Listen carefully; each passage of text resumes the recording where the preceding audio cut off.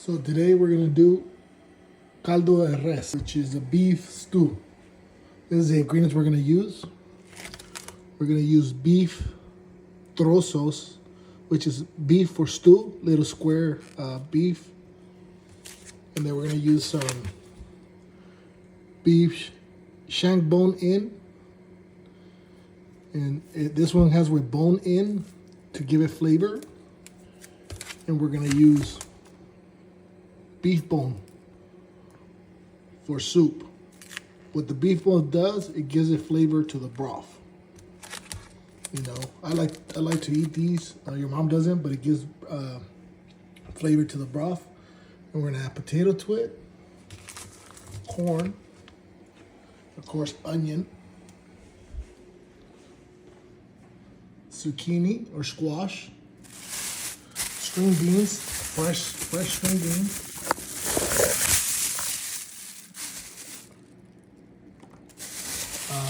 cabbage,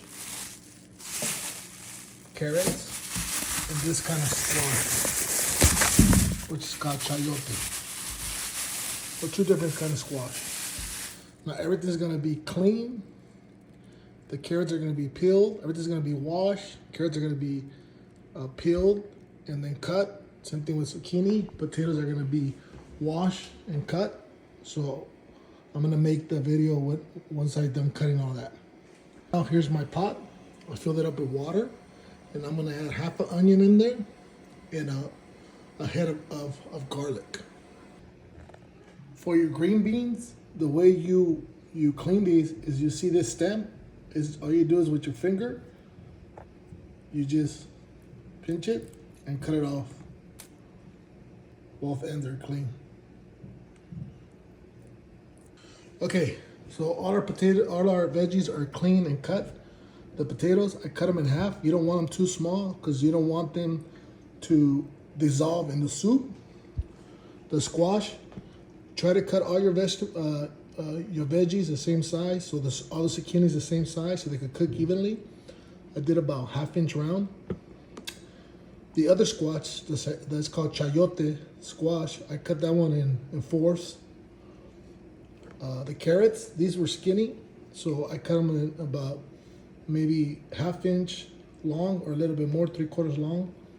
You don't want to come too small because then they'll dissolve in the soup. The cabbage, I cut it in quarters, so you can have like little quarter pieces. You don't want it too small for it to dissolve, but you don't want it too big. So I cut it in quarters. Okay, now the corn, I brought this one from the freezer because I didn't have any good fresh corn. You want to try to use fresh corn because sometimes these are frozen there for a long time, and it gets that freezer taste to it. So you want to try to use fresh corn if possible, but this one's are frozen because they didn't have any good fresh corn. And here are the peas. I mean this string beans. I already took the tip offs, and I just washed them. I'm not gonna cut these in half. If you cut these in half, they'll open up and you'll lose the seed in there, and they could make your soup look like a mess. Okay. So now our water's boiling. As you can see, I have a mess, so we're gonna clean after. Now I'm saving this onion and this tomato because we're gonna do red rice to go along with the soup. And remember that roasted salsa we made a couple days ago, where we're gonna use that for the caldo, so you could make it spicy once your caldo is done. If individuals want a little spice to it, they could add it. And here's our water already boiling. Okay, that's what we want. We want our water to boil because when we put the meat, the temperature is going to drop. So you want your water to be as hot as possible. Once we put our meat in there, we're going to lower the temperature so it can cook nice and slow. Okay, now remember, right now we're cleaning our meat. So I'm going to rinse the meat and we're going to put it in. So while we're cutting the veggies and letting the water boil, we're soaking our meat in water, cold water, and we rinsed it out a couple times. And I filled it up with water and let all the blood, basically we're removing all the excess blood.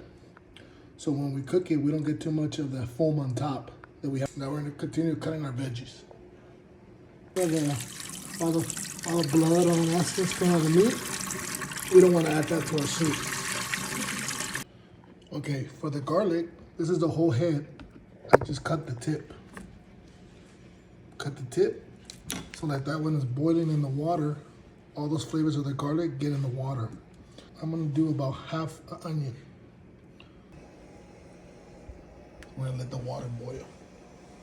And to make it boil faster, got our water boiling. You don't want to just toss this in there because you're gonna burn your hand. Ask Haley about the tossing of the rice. So all you're gonna do is get some tonsils and pour it in there piece at a time, slowly. You're not in a hurry. Here's a beef shank with the bone. This gives good flavor. This is just bone with a little bit of meat. Excellent flavor. You see how it stopped boiling? Because you're putting it in cold to heat. So the temperature is gonna drop. So that's why you want your water boiling. You want your water boiling so your meat can start cooking. Like I said, this is just flavor, beef flavor for the soup. I like to munch on them, but so as you guys can see, I still have a lot of meat left, and I'm almost full in my pot right here. But what I'm gonna do is I'm gonna let the meat cook in here, get all the flavor and the juice, and then I'm gonna take some of that meat and put it in a Tupperware and save it, so the veggies could fit in here and stuff like that. So once we use up the meat that's in there, we'll just add on the other one that's already cooked and has the same flavor. So all we're just doing is putting it aside in case you don't have a big pot. You could just cook all your meat together. Once it's nice and soft, you put it in a Tupperware, save it for later with some juice in it, and then you can just add it to your soup once you reheat it. Once you lower the volume, because people are gonna eat. The soup is cooking. It's gonna release some more impurities of the meat. Go ahead and skim it off like we've been doing it. So you're gonna do that throughout the cooking process of the meat. So when we put our veggies in there, the soup is as clean as possible. When we put our veggies in there is when the meat is nice and tender. So right now all we're doing is skimming everything. And put the cover on it to help it cook more. But just be aware that if you have too much water, it's gonna spill over. And once I got all my meat in there, I'm gonna add about 3 bay leaves. Okay, hopefully 3 big bay leaves. You wanna try to get whole bay leaves so they don't disappear. Okay, so our meat is tender already, and we still gotta cook our vegetables, so we're still gonna cook. I'm gonna use 1 tablespoon of chicken bouillon first, a hefty spoon, and then half a tablespoon of salt. This is the salt I showed you guys last time, mineral salt. Okay. Now remember, so our meat is cooking now. And you see all these impurities that are coming out? That's the stuff you want to skim out. You want to get yourself a little bowl, spoon, and skim all that out. Just gently drag it through the top and just scoop it out.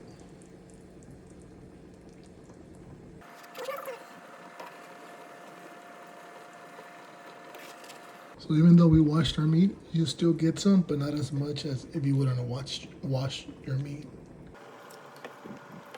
Just get as much as you can. Now remember, you're gonna add more water to this because some of the water is gonna evaporate. So even when you're skimming it, and you get some of the water, it's fine.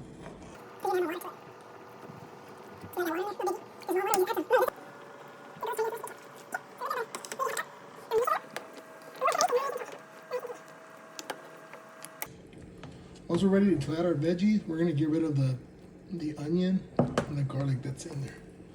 But for now, like I always say, clean as you go. No more mess. Why clean as you go? So when your food is ready, you can sit down and enjoy it with your family and not stressing about cleaning. It's already done. Okay? Clean as you go. So I'm gonna check the tenderness of the meat. It's been cooking for about an hour now.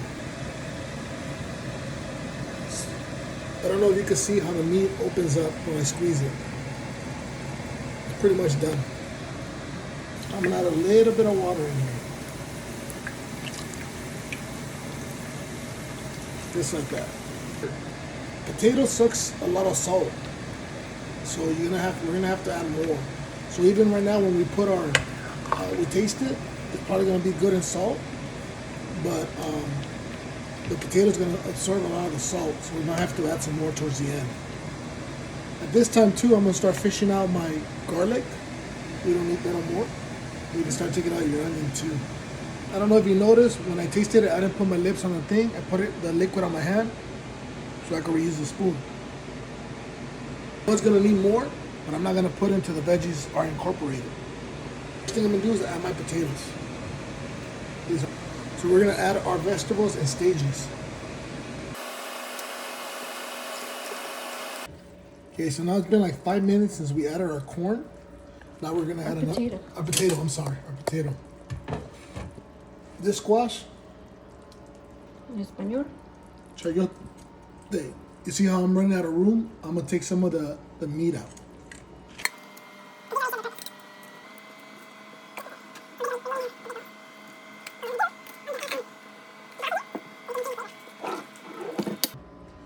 Remember, as you're adding vegetables in here, you gotta higher up the temperature because you don't want to lose your boil.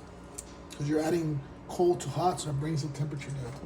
You had fresh corn that was raw, then you will add that already so it could cook. But this one was frozen, so it's pre-cooked. So I'm taking some of the broth out so our vegetables could fit, because I put a lot of meat in here.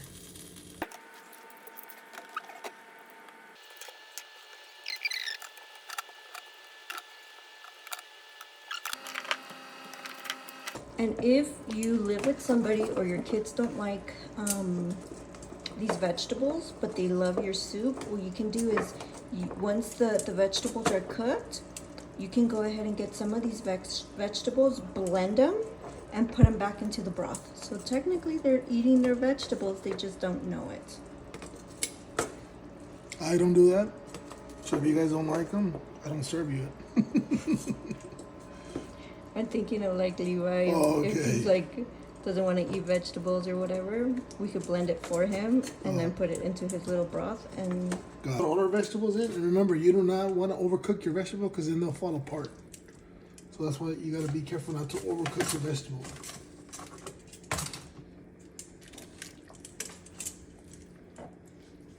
And then we have another big piece of, there it is. Let me see the other.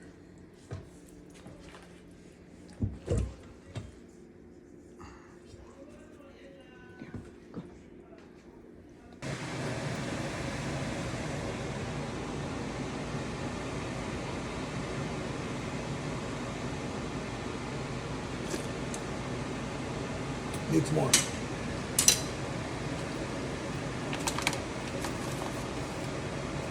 I'm gonna add another tablespoon of chicken bouillon.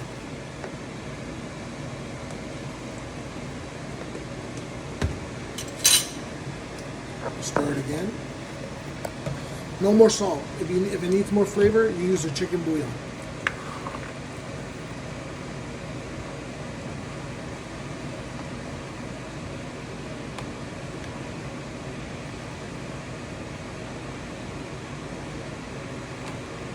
So now we're going to put the remaining of our vegetables. We're going to lower the temp. We're going to let everything incorporate it. Our corn.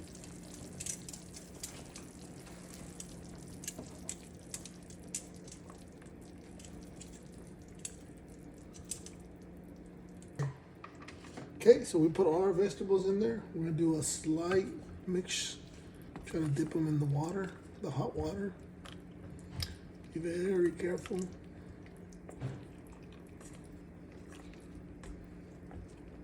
just cover them. We're gonna let them cook down.